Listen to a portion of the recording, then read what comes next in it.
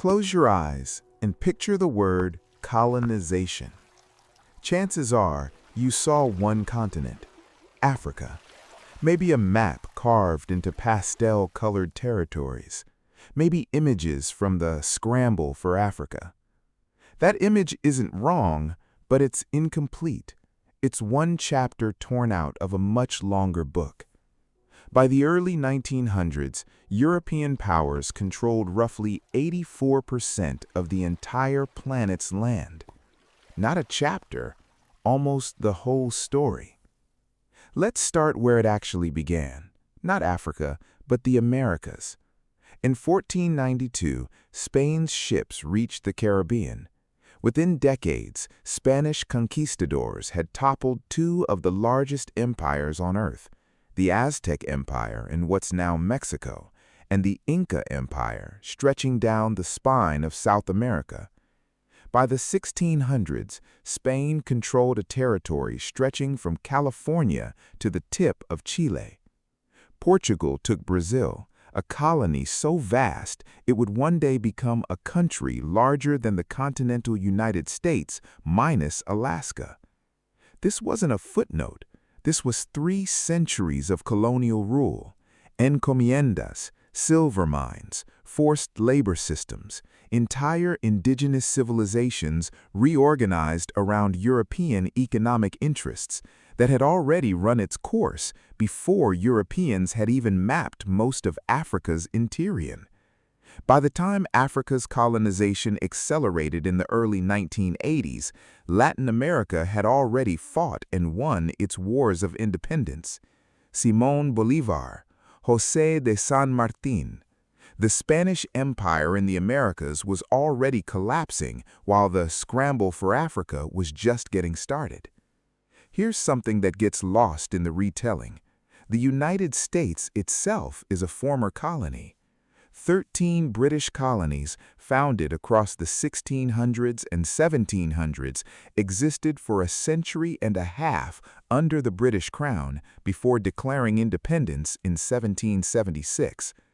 Meanwhile, France held its own vast North American territory, New France, stretching from the Gulf of St. Lawrence down through the Mississippi Valley to Louisiana.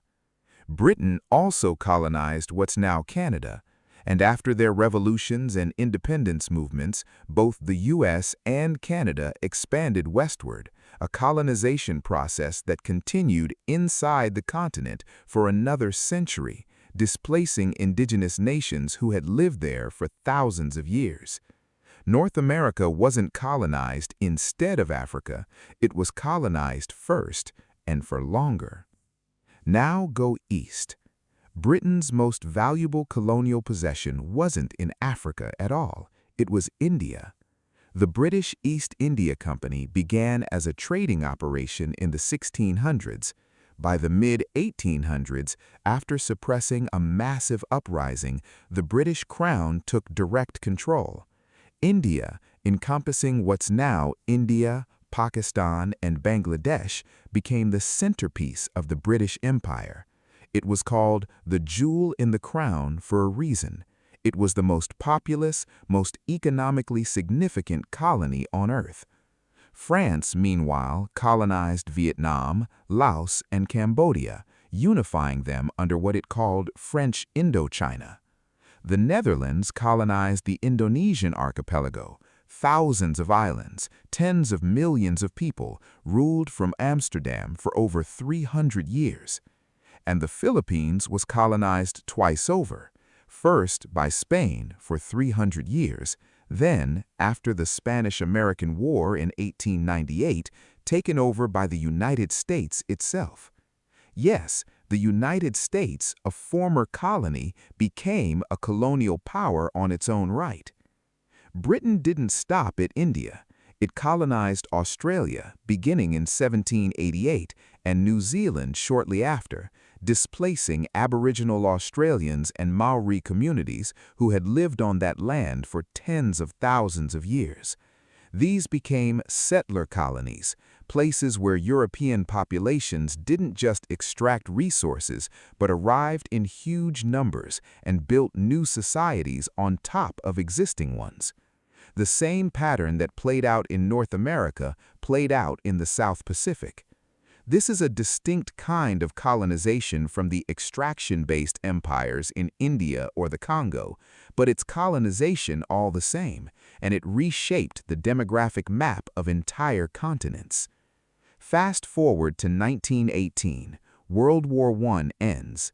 The Ottoman Empire, which had ruled much of the Middle East for centuries, collapses. Britain and France step in, not through invasion, but through a League of Nations system called mandates, which functioned in practice as colonial administration.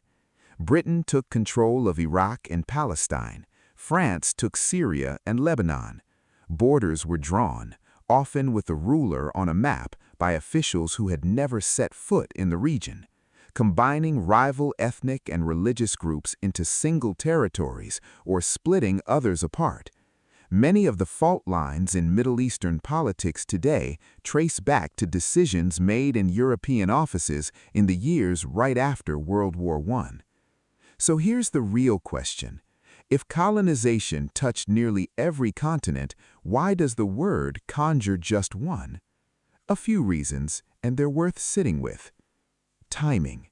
Africa's colonization happened mostly in the 50s and 60s, within living memory, covered by modern journalism, photographed, filmed, broadcast.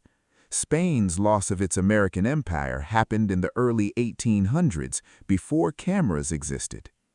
Ongoing consequences.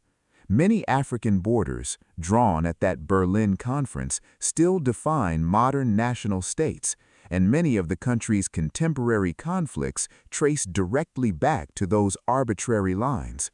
The connection between colonization and the present feels more immediate. Academic and media focus. 20th century movements, civil rights, anti-apartheid activism, Cold War-era news coverage of African independence movements placed Africa at the center of the conversation about colonialism exactly during the decades when our modern understanding of the word was being formed. And a kind of historical distancing. Many people in the Americas don't think of their own country's founding as colonization.